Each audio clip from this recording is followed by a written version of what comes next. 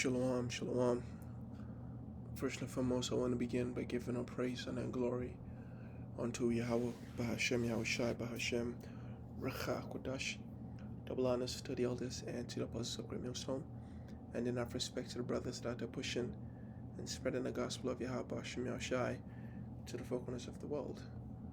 Now, through the spirit of Yahweh, Bahashem, Yahushai, I just want to continue on a lesson that I did on the book of Daniel, the 9th chapter. And Lord willing, this be edifying. So, in my most recent video, I went, a little bit in depth about the commandment to restore and to build Jerusalem, right? The commandment itself. So what I'm going to do is just going to go into the building of Jerusalem. Now, the process of building Jerusalem it's a very long process, right? And the whole book of Ezra talks about it. The book of the book of Nehemiah, talks about it also. And so all I'm going to do is just highlight a few portions of it. And then, Lord willing, this is edifying because brothers it's straightforward, right? There isn't anything complicated going on over here. So, brothers, in your spare time, you just read on it, familiarize yourself with the history of our nation, and, it's for your own benefit. So we're going to the actual building of the temple.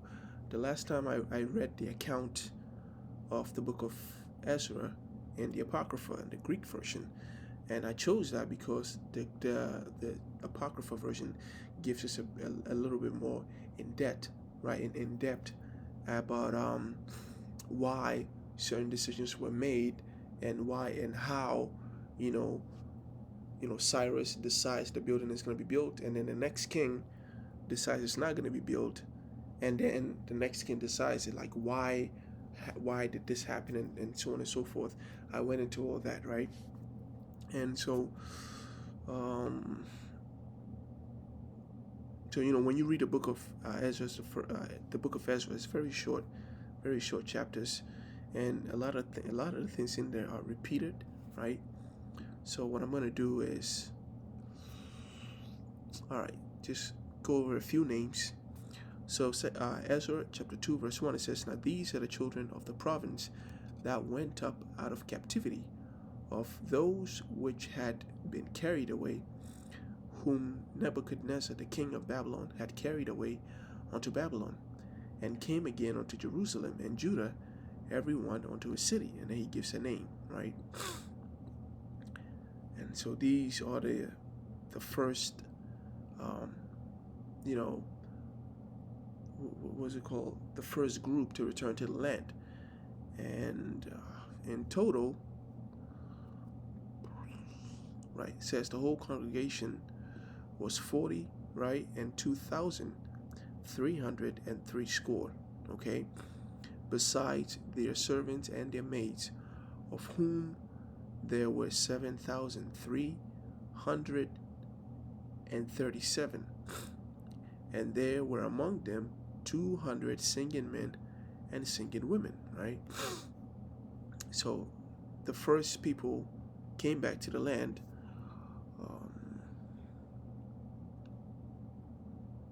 and they started working. So Ezra, the second chapter we read in here, talks about Cyrus the Great, right? Because talks about the command from Cyrus the Great. What the hell is this? Okay. It begins. So let me see.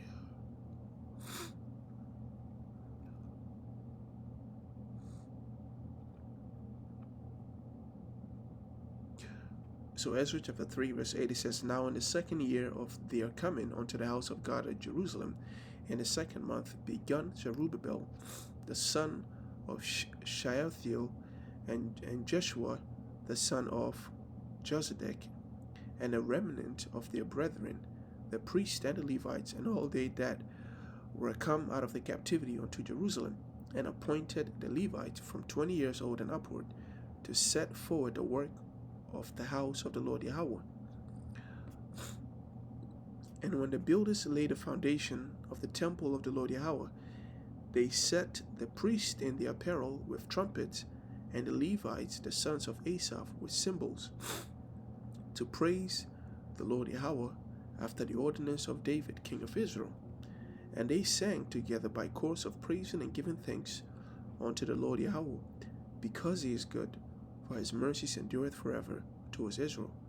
And all the people shouted with a great shout when they praised the Lord Yahweh, because the foundation of the house of the Lord Yahweh was laid. But many of the priests and Levites and the chief of the fathers, who were ancient, who were very old, right? Because the captivity lasted for 70 years. So those who lived through that time, who were ancient men, that had seen the first house, the first temple that Solomon built, when the foundation of this house was laid before their eyes, they wept with a loud voice, and many shouted aloud for joy, so that the people could not discern the noise of the shout of joy from the noise of weeping of the people, for the people shouted with a loud shout, and the noise was heard afar off.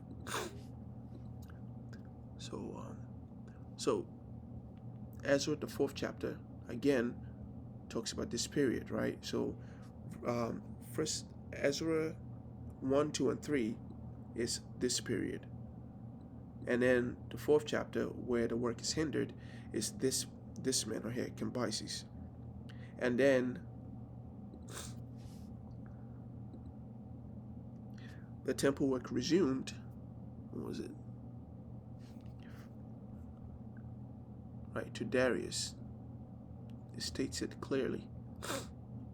Then he resumes it, and it goes into details about how the adversaries of Judah, the adversaries of Israel, try to hinder the work, and they try to, send a letter to the king to have it, to have the building process be halted and, reversed, and yada yada yada, and none of that worked.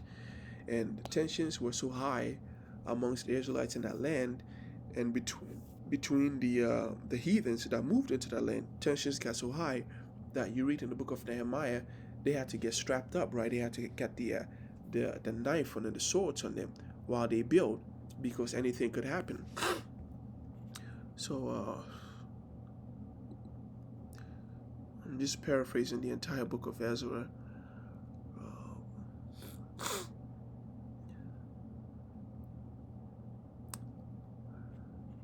Yeah, it's already said this. Like I said, this is very simple, and the chapters are very short, so brothers can just read it in literally one sitting, and you'll get the understanding.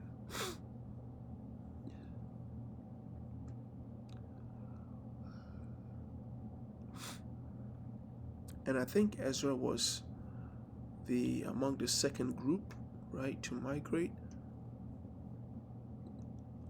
I'm not really sure of that right now, but it talks about it, right?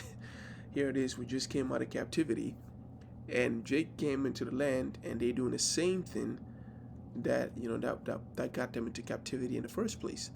Now, of course, this is in, it says mixed marriages, and Ezra did have a problem with them. It says, for they had taken of their daughters for themselves, and the reason Ezra got pissed off is because, he knew what this could lead to. Eventually, you messing around with Moabites, Egyptians, Amorites, and Jake, right? Once they fall in love with these foreign women, they start doing things that they want to do, right? And then they start falling in love, and this, that, and the third, and they just spiraled out of control. So Ezra 9 and 2, it says, for they have taken of their daughters for themselves and for their sons, so that the holy seed have mingled themselves with the people of those lands. Yea, the hand of the princes and the rulers hath been chief in this trespass. And when I heard this, then I rent my garment and my mantle, and plucked off the hair of my head and of my beard, and sat down astonished. Yeah, it's like, yo, what just happened here, It's literally been like, what, 2, 3, just a few years, and they're going back to doing the same thing.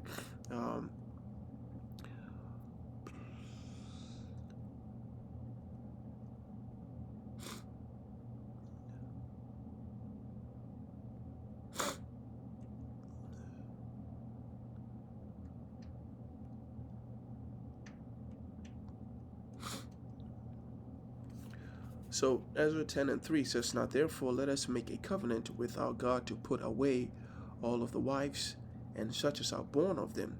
Now, somebody's saying, well, aren't these children, even if they're born of different women, aren't they still the seed of Israel? Well, the book of Apocrypha, I forgot which chapter specifically, but First Ezra, let's try 7th chapter.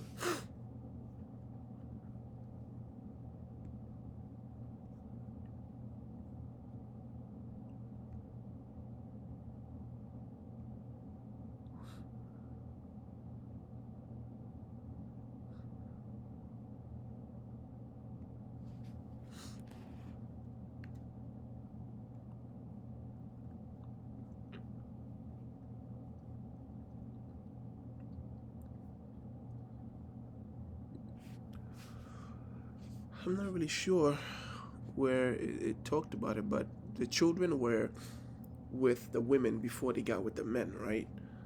And I just wanted to prove that. So you got, Jake was being a stepfather to these heathen children.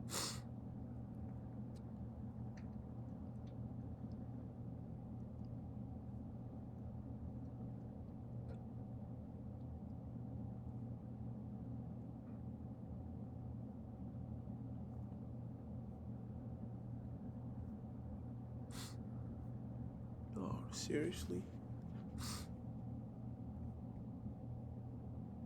Okay.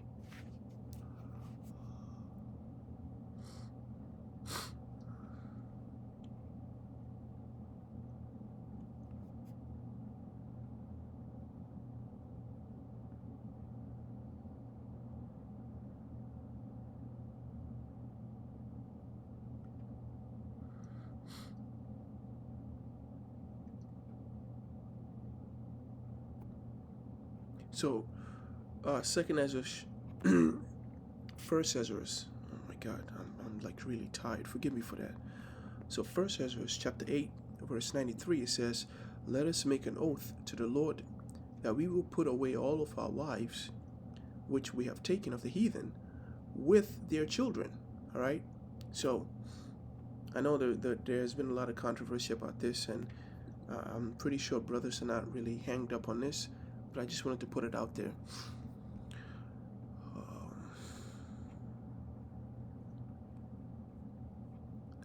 Like I said, there's a lot of information, but I don't want to cramp it all into a single video, so I'm just jumping, around and creating the narrative.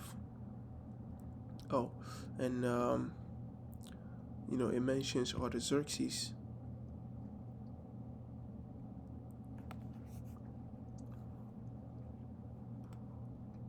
So the second wave, right, that came after Zerubbabel happened in the reign of Artaxerxes, right?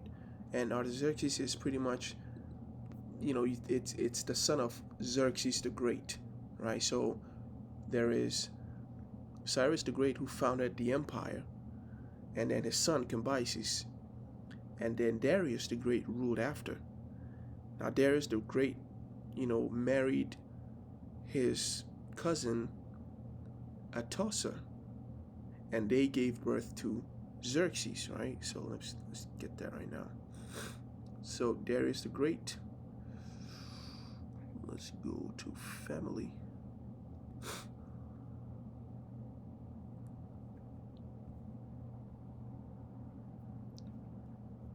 So Darius,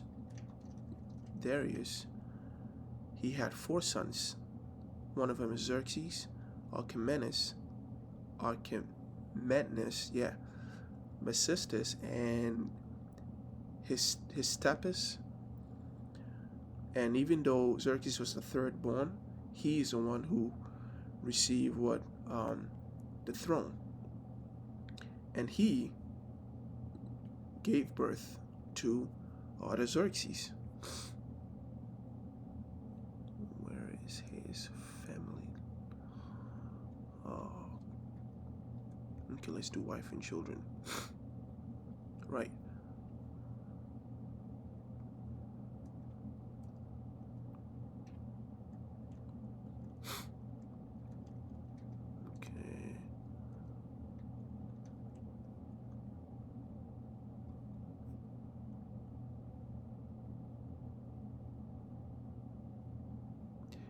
So Xerxes the first, the great,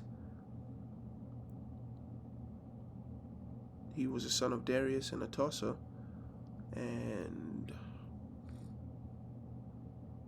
his successors are the Xerxes.